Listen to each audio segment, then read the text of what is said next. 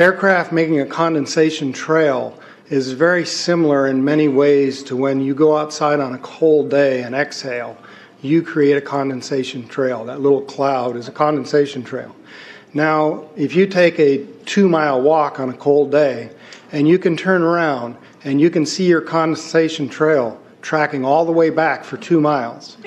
That's how crazy it is to think that what we're looking in the sky is actually condensation trails. The contrails, not the chemical, the contrails occur because of cold air, minus 30. It takes high altitude, around 30,000 feet plus. There's carbon dioxide and water vapor in that exhaust. That turns to ice crystals, and that's what you see, the white stream behind it. Those white crystals of ice warm up, dissolve, and the smoke goes away. And it never lasts more than a minute. What we're seeing now, and I first could not believe it, and I started looking at the skies, and these are not normal. They're not natural. There's something going on. I don't know who it is or why they're doing it.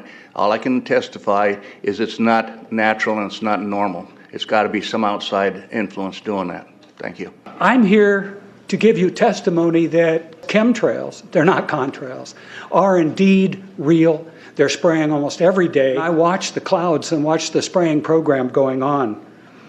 I want to tell you that we're in very great danger from the pollution that's coming down over us. And we've been led astray by the military-industrial complex, and they're responsible for the cloud's creation and weather manipulation programs. They're dark operations. That's why they're not out in the media. I look around and I see people are starting to look up and see this. Many times I've spoken about chemtrails, and I get this blank look on my face. What are you talking about? I'm saying, look up. As a pilot, before I fly, I look up. And so, boy, they're really out there working. When you look up at the sun and you see a white haze, that is aluminum floating in the air right now, and it's coming from the aircraft. There's a huge amount of aluminum being found because these sprays have aluminum, strontium, barium, manganese. And there's a lot of argument that aluminum is very common to be found. But aluminum is only common in a bonded form. It's not common in a free form, and we're finding high rates of free aluminum in the soil, which is not natural. The metal compounds that are being used are environmentally dangerous. We need to be monitoring them. We need to be testing them. Okay, these previous guys, I've watched exactly what they do, and yes, they are correct. I've seen exactly the same stuff, so ditto marks on those. You want some figures? Okay, latest water test, tested the rain. 13,100 micrograms per liter of aluminum in the rain in 2013. Normally, it should be 0. So 13,100 is pretty damn much, folks. It used to be 0, then it was 100s in the 2000s, and then since 2010, it's into the 1,000s and the latest 13,100. In the snow on Mount Shasta, pristine Mount Shasta, 61,000 micrograms per liter, 4 times the amount that is found in the soil up there. Where in the hell is this stuff coming from if it's not coming from the soil? We have clouds in the sky we've never seen before. Almost every day I'm seeing clouds I've never seen before. And NASA has been even named a few of these new clouds. It's really interesting, but NASA is a corporation. I want you to know that. NASA has also conducted a research program in what they call metallized fuels. We're actually putting aluminum oxide right in the fuel because it has 2 atoms of aluminum and 3 atoms of oxygen. So during the combustion process, it releases all that oxygen and dramatically increases efficiency, but it leaves the aluminum in the air. We got things coming from sky down, and it's a huge, huge problem. Because as it comes down, what happens is a couple of things. Is that it actually is in our air, we breathe it. And as we breathe it, it's actually going to go up through our nostrils, into our brain, easiest access to our brain frontal lobe. The contaminants that have been identified, which already been mentioned, are aluminum. Aluminum is the #1 free radical generator to the brain to cause early apoptosis, which is early death of brain, and it begins to set off the scar tissue, which we call the amygdalin, which is part of the chemical matrix related to Alzheimer's. I'm a neurologist practicing in Reading for 17 years, and in the past 5 years, I have seen the number of patients with Alzheimer's disease, Parkinson's, and other neurodegenerative diseases tremendously increased, almost quadruple. I became interested in chemtrails about 8 years ago when I was in Hawaii, and the Hawaiians are really being very vocal about it. I concur about the increasing number of Alzheimer's. They have been able to take the aluminum and micronize it, which means it'll stay up longer. But it also means, and I don't know if any of you have noticed some metallic taste in your mouth when they're spraying, but you inhale that, it goes up through your cribriform plate and through your sinuses and into the brain. As you heard, to spray nanoparticles, very small particles. These nanoparticles, they basically trigger a programmed cell death in the brain, and that is the ultimate path we see in Alzheimer's. That's problem number one, because when we look at the Alzheimer issue, we say those are the old. The real problem is, and the real scare I have, is as I am a father of 2, I am a grandfather of 3.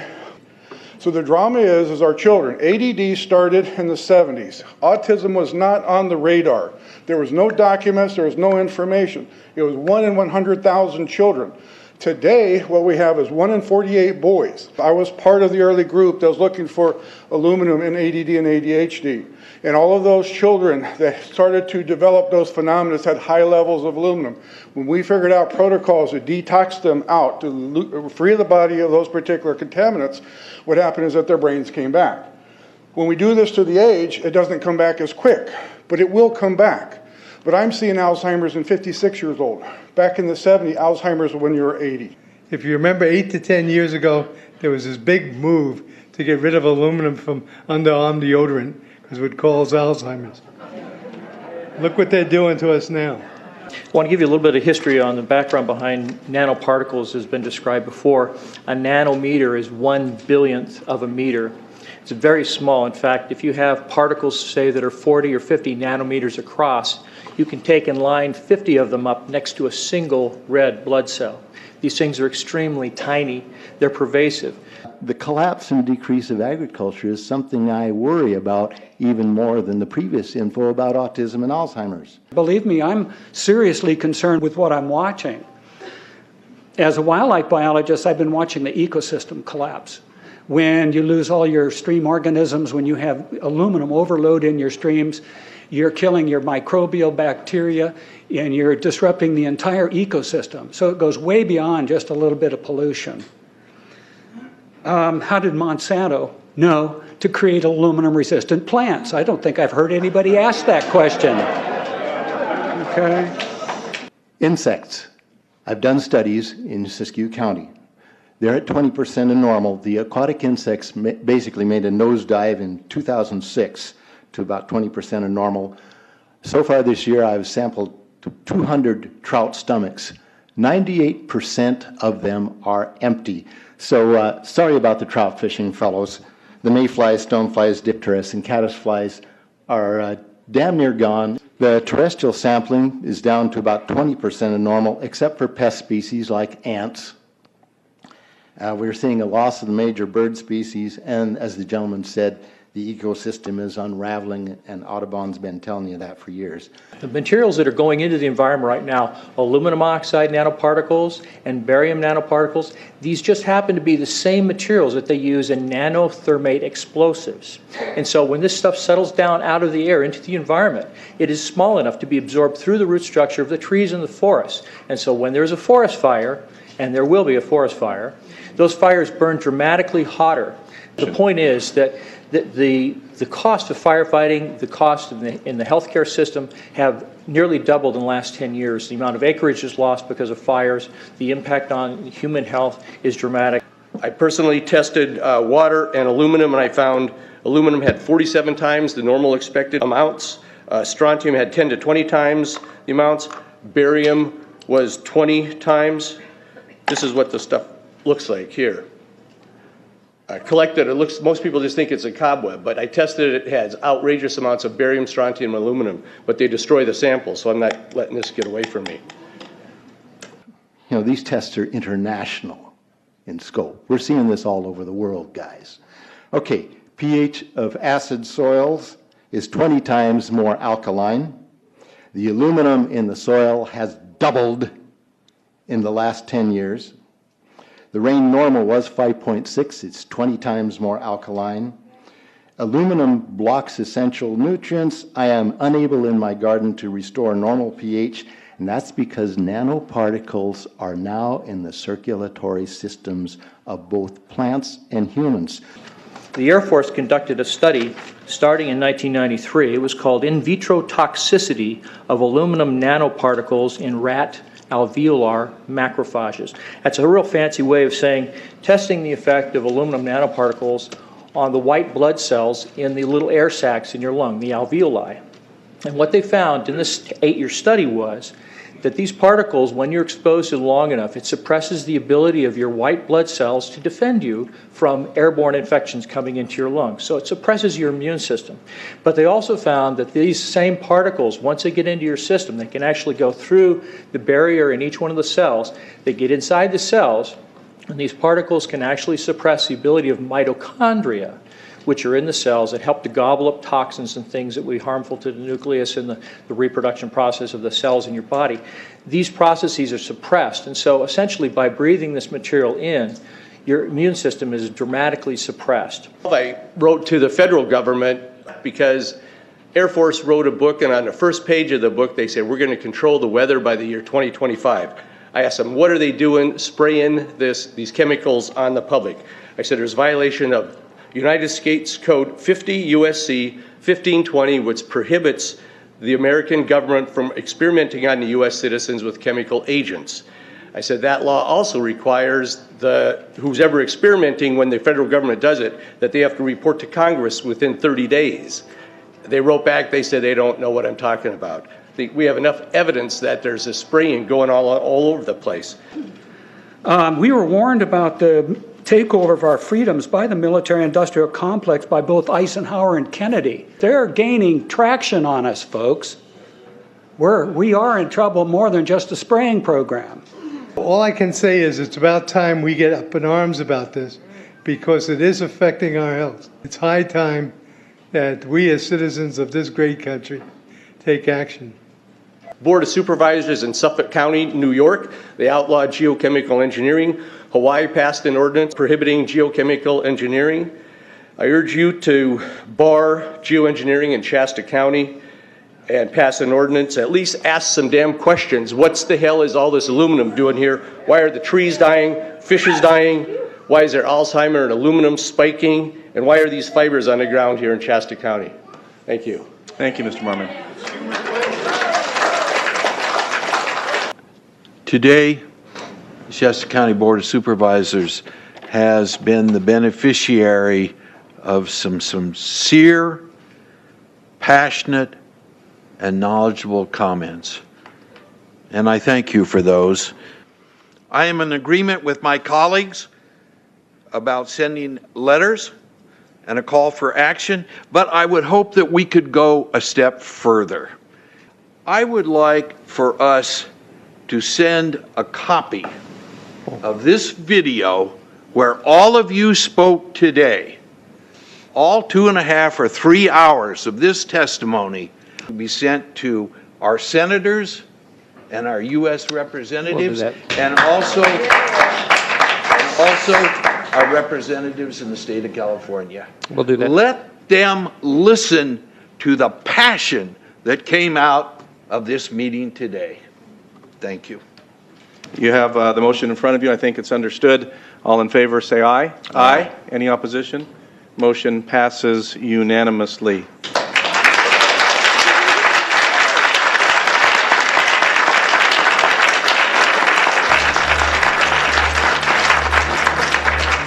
It wouldn't surprise me at all if the response is one that exceeds far the boundaries of Shasta County in terms of the platform that is offered, as evidenced by those who attended today from around the world. That's very impressive.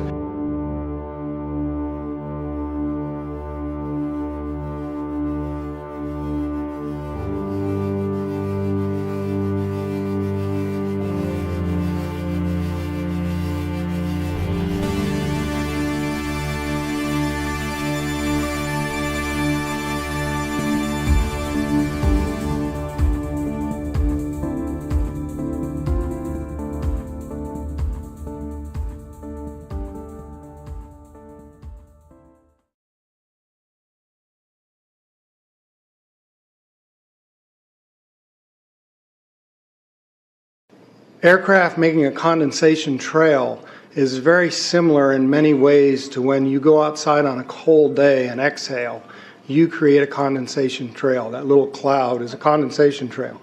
Now, if you take a 2-mile walk on a cold day and you can turn doing it, all I can testify is it's not natural and it's not normal. It's got to be some outside influence doing that. Thank you. I'm here to give you testimony that chemtrails, they're not contrails, are indeed real. They're spraying almost every day. I watch the clouds and watch the spraying program going on. I want to tell you that we're in very great danger from the pollution that's coming down over us. And we've been led astray by the military-industrial complex, and they're responsible for the cloud's creation and weather manipulation programs. They're dark operations. That's why they're not out in the media. I look around and I see people are starting to look up and see this. Many times I've spoken about chemtrails. And turn around and you can see your condensation trail tracking all the way back for 2 miles. That's how crazy it is to think that what we're looking in the sky is actually condensation trails. The contrails, not the chemical, the contrails occur because of cold air, minus 30. It takes high altitude, around 30,000 feet plus. There's carbon dioxide and water vapor in that exhaust. That turns to ice crystals, and that's what you see, the white stream behind it. Those white crystals of ice warm up, dissolve, and the smoke goes away. And it never lasts more than a minute. What we're seeing now, and I first could not believe it, and I started looking at the skies, and these are not normal. They're not natural. There's something going on. I don't know who it is or why they're